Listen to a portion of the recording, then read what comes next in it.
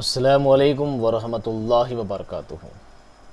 प्यारे बच्चों, मैं मोहम्मद शहजाद खान आप तमाम ही का अपने इस चैनल एजुकेशन में खैर मकदम करता हूँ। आप तमाम ही का तहे दिल से इस्तकबाल करता हूँ। उम्मीद करता हूँ आप तमाम ही खैर आफियत से होंगे और खुश खुर्रम ज़िंदगी गुजार रहे होंगे। उम्मीद करता हूँ दोस्तों अब आपके पास 3 दिन बचे हैं और 3 दिन में आपको CUET एग्ज़ाम को क्रैक करना है और बहुत सारी आपको तैयारियाँ करनी है। कोशिश की गई है कि किसी भी चैनल पर आपको उर्दू के लिए कोई कंटेंट नहीं मिला था, तो मैंने कोशिश की कि आपको अच्छे से अच्छा कंटेंट मेरे चैनल पर मिल सके। इसके लिए मैंने आपको 8-10 वीडियो प्रोवाइड किए और उम्मीद करता हूँ आपने वो वीडियो देखे भी होंगे। तो दोस्तों और प्यारे बच्चों, आज जो मैं आपके लिए ख़ास बात लेकर आया हूँ, आज जो आपका थंबनेल में बनाया हूँ कि आखिरी बार एग्ज़ाम पार, यानी इस एक वीडियो को देखकर आपको ऐसी क्या चीज़ मिलने वाली है, ऐसी क्या बात आपको समझ में आने वाली है कि आपका एग्ज़ाम क्रैक होने वाला है, आप इस एग्ज़ाम को पार कर पाओगे।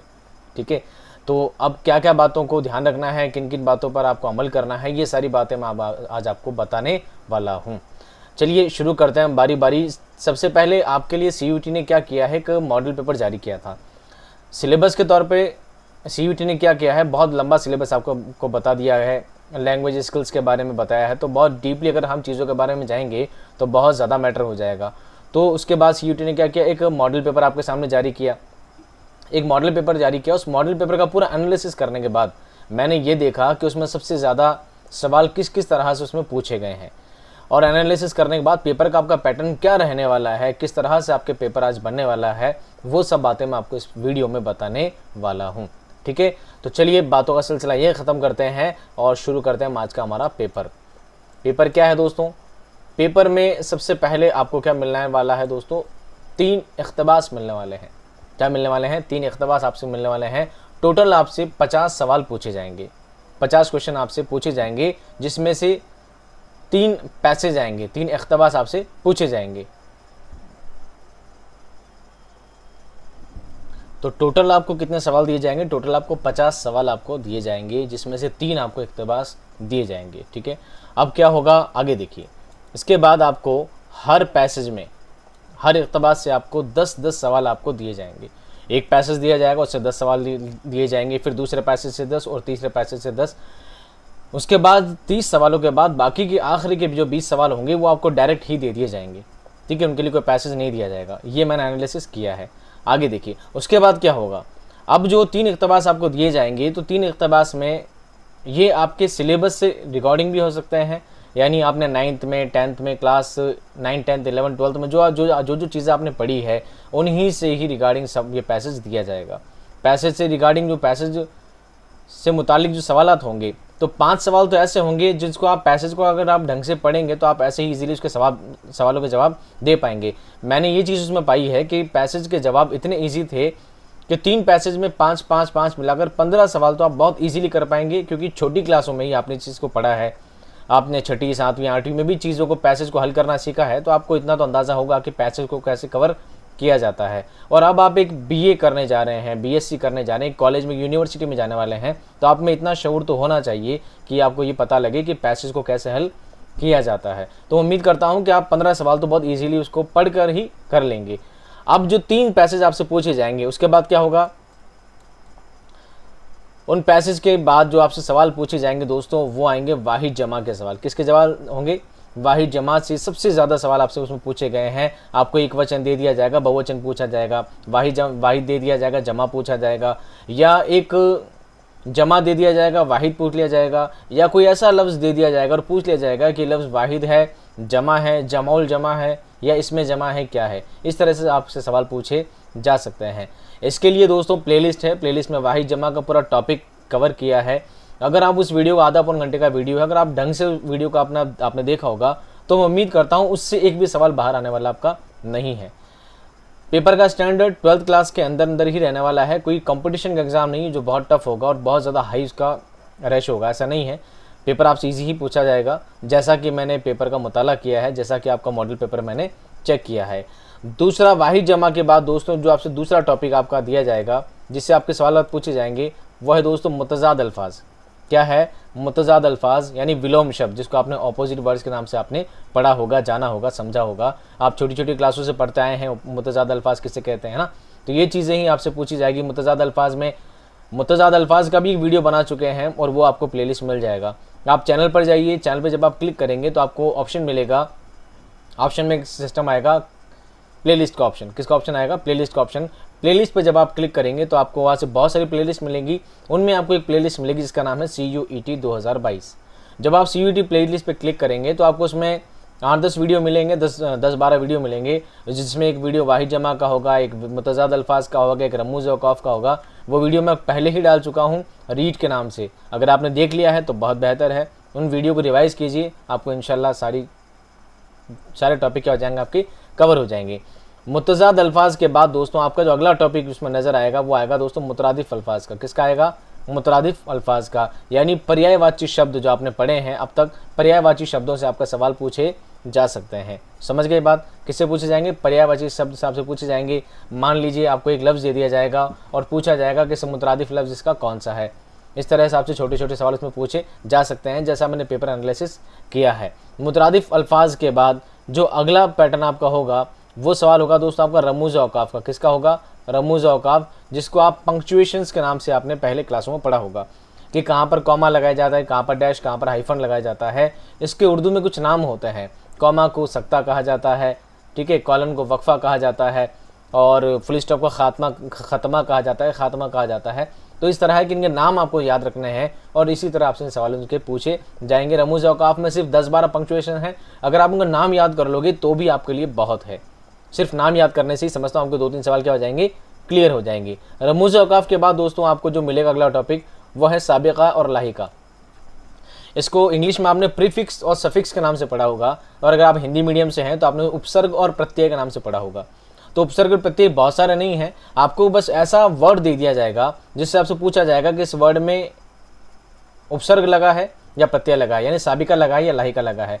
या आपसे ये पूछा जा सकता है कि इस साबिका को लगाने के बाद साबिका से मिलकर कौन सा लफ्ज़ बना है, साबिका से मिलकर कौन सा लफ्ज़ बना है। जैसे ईमानदार में कौन सा लाहिका है, तो आपको बताना है दार। क्या बताना है? दार। इस तरह के आपसे सवालों से पूछे जा सकते हैं। साबिका लाहिका का भी टॉपिक है, पूरा कंप्लीट कर चुके हैं और वीडियोस का बना चुके हैं, प्लेलिस्ट में आपको मिल जाएगा, प्लेलिस्ट आराम से चेक कीजिए।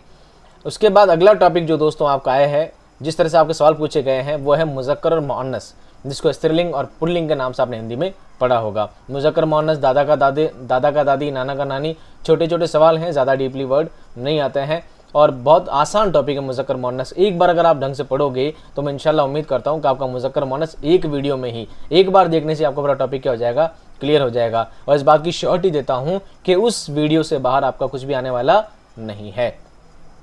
मुज़क्कर मुअन्नस के बाद दोस्तों जो आपका अगला टॉपिक है, ये टॉपिक थोड़ा आपका लिए टिपिकल हो सकता है। अगला टॉपिक है मुहावरे। क्या है? मुहावरे। हिंदी में भी आपने पढ़े मुहावरे। तो अगर मुहावरे में आपको 10 सिखाता, 10 मुहावरे का टॉपिक बनाता तो हो सकता है कोई 20वां आ जाता। मैं अगर 20 सिखाता, 100 सिखाता तो हो सकता है 100 में 101 आ जाता।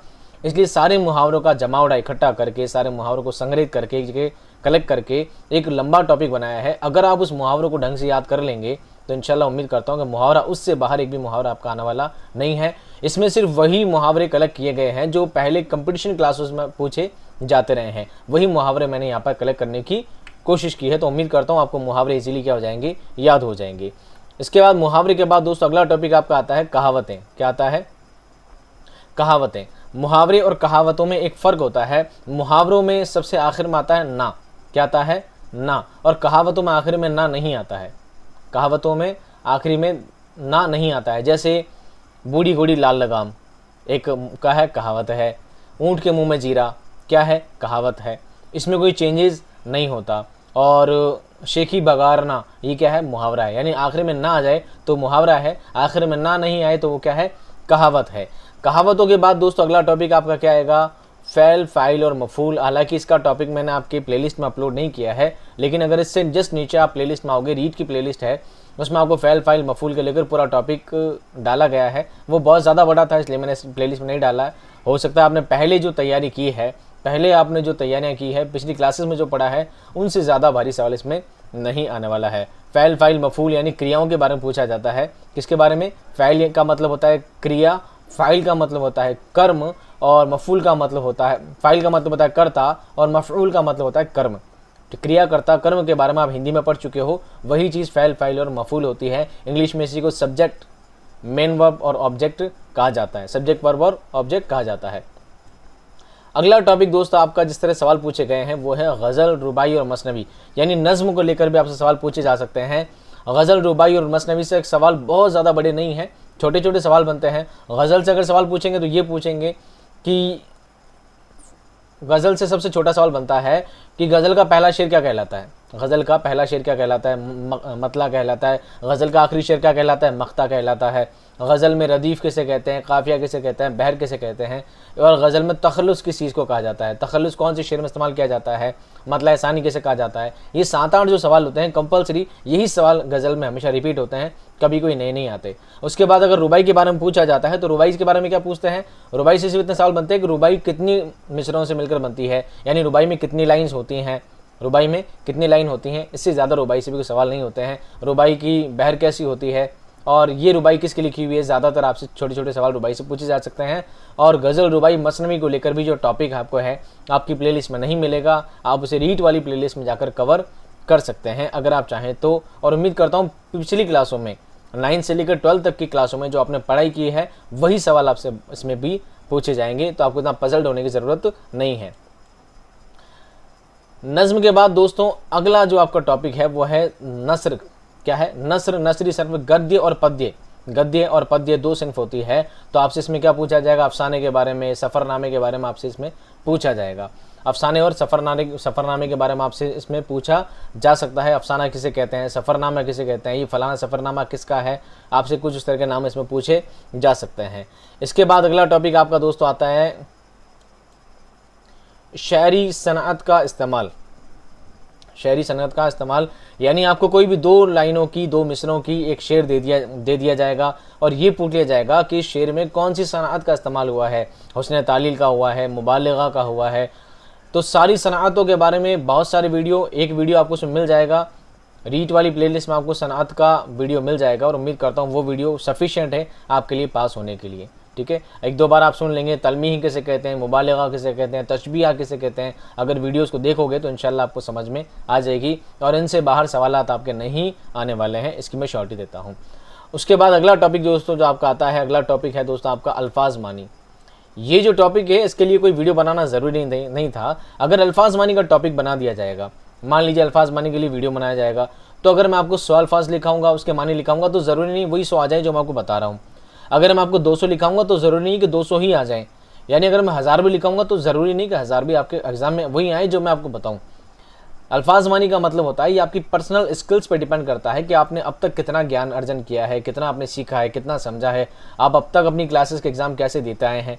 ये उन चीज़ों पर डिपेंड करता है कि आपने 9 से लेकर 12 तक जिस तरह के एग्ज़ाम दिए हैं, जिस तरह आपने किताबों का मुताला किया है, जिस तरह आपने पढ़ाई की है, उन लफ्ज़ों को ही आपको क्या करना है, ढंग से याद रखने की कोशिश करनी है। वही सवाल आपको घुमा फिरा कर पूछे जाते रहते हैं। इसके बाद अगला टॉपिक है दोस्तों सबसे आखिरी और ख़ास टॉपिक आपका जुमले की तरतीब। इसके लिए भी कोई वीडियो नहीं बनाया है। नहीं बनाने की वजह क्या है, जुमले की तरतीब कैसे होता है, कम से कम 2-4 सवाल इससे भी रिलेटेड थे जिसमें जुमले के से रिगार्डिंग सवाल पूछे गए थे। जुमले की तरतीब में क्या होता है दोस्तों, आपसे पूछा जाता है कि एक जुमला आपको दे दिया जाता है तोड़ मरोड़ के, और आपको पूछा जाता है कि जुमला सही तरतीब क्या होगी। जैसे मैंने खाना खाया, ये एक सही जुमला है सीधा, आपको उल्टा पुल्टा करके टेढ़ा मेढ़ा करके दिया जाएगा खाना मैं खाया, तो खाना मैं खाया कोई जुमले की तरतीब नहीं है। यानी बच्चा स्कूल जा रहा है, बच्चा स्कूल जा रहा है, इसको उल्टा पुल्टा करके दे दिया जाएगा स्कूल बच्चा जा रहा, स्कूल बच्चा, आगे पीछे करके वर्ड उसको आगे पीछे करके दे दिए जाएंगे। आपको उसे सुधारने की क्या करनी है, कोशिश करनी है। इसके लिए कोई वीडियो बनाना मैं समझता हूँ ज़रूरी नहीं है। आप बीए या बीए से अब कॉलेज लेवल पर आप जा रहे हैं तो आपको जुमलों की तरतीब का हुनर तो आप में इतना होना ही चाहिए। बहुत कॉमन सा छोटे बच्चों के सवाल हैं, इसको ढंग से भी समझोगे तो आप क्या हो जाओगे, क्लियर हो जाओगे। उम्मीद करता हूँ दोस्तों आपको मेरा ये वीडियो पसंद आया होगा और उम्मीद करता हूँ कि ऐसा कोई सवाल नहीं होगा आपके जहन में जो आप बाकी रह गया होगा। ये जो टॉपिक आपको बताए गए हैं इन्हीं टॉपिक से आपके सवालात बनने वाले हैं। अब मसला आपके सामने ये रहता है कि सर सवाल कैसे आएंगे, तो कुछ वीडियो के मैंने बताए हैं, कुछ ABCD वाले यानी कुछ ABCD वाले, कुछ MCQ क्वेश्चंस के वीडियो भी मैंने बनाए हैं, आप उनको भी देख लीजिएगा, आपको अंदाज़ा हो जाएगा सवाल कैसा बनेगा। या CUT का जो मॉडल पेपर CUT ने NTA ने जो लॉन्च किया है उस पेपर का वीडियो देख लीजिएगा तो आपको अंदाज़ा हो जाएगा कि आपका पेपर कैसा बनने वाला है। और अगर आपको वीडियो देखने में टाइम लगता है तो NTA का पेपर मैं ऑलरेडी अपने टेलीग्राम चैनल पर डाल चुका हूँ, आप जब इस वीडियो को देख रहे हैं तो डिस्क्रिप्शन में जब जाएंगे तो डिस्क्रिप्शन में आपको चैनल का लिंक मिल जाएगा टेलीग्राम का, आप वहाँ से पेपर डाउनलोड कर सकते हैं और बाद में आराम से बैठ कर उसको पढ़ सकते हैं, अंदाज़ा लगा सकते हैं कि आपका पेपर किस पैटर्न का, किस लेवल का आपका पेपर आने वाला है। ठीक है, उम्मीद करता हूँ दोस्तों आपकी तैयारी बेहतर होगी, मेहनत से आप तैयारी करो, इंशाल्लाह आप सभी पास होंगे। आप तमाम के लिए मेरी दुआएं हैं, आप भी मेरे हक़ में दुआ कीजिएगा। मैं ऐसे ही आपके लिए वीडियो आगे लाता रहूं और आगे बीए करने के बाद अगर आपको उर्दू में और आगे बढ़ना है, इस उर्दू ज़बान को लेकर अगर आपको और आगे बढ़ना है तो मैं आपको इसी चैनल पे मिलूंगा यहीं पर हमेशा, आपकी क्यूरीज़ को, आपकी परेशानियों को दूर करने के लिए। आप बस मेरा साथ बनाए रखिएगा, चैनल से जुड़े रहिएगा। चैनल पसंद आता हो, अगर क्वालिटी लगती हो, चैनल के कंटेंट अगर आपको पसंद आते हो तो चैनल को सब्सक्राइब कीजिएगा। वीडियो पसंद आए तो वीडियो को लाइक कीजिएगा, अपने दोस्तों में शेयर ज़रूर कीजिएगा, क्योंकि 2 ही दिन बचे हैं अब आपके पास इस वीडियो को देखने के लिए और तैयारी करने के लिए। मैं मिलता हूं दोस्तों आपको ढेर सारी दुआओं के साथ, आपके सिलेक्शन के साथ। तब तक खुश रहिए, आबाद रहिए, खुदा हाफिज़।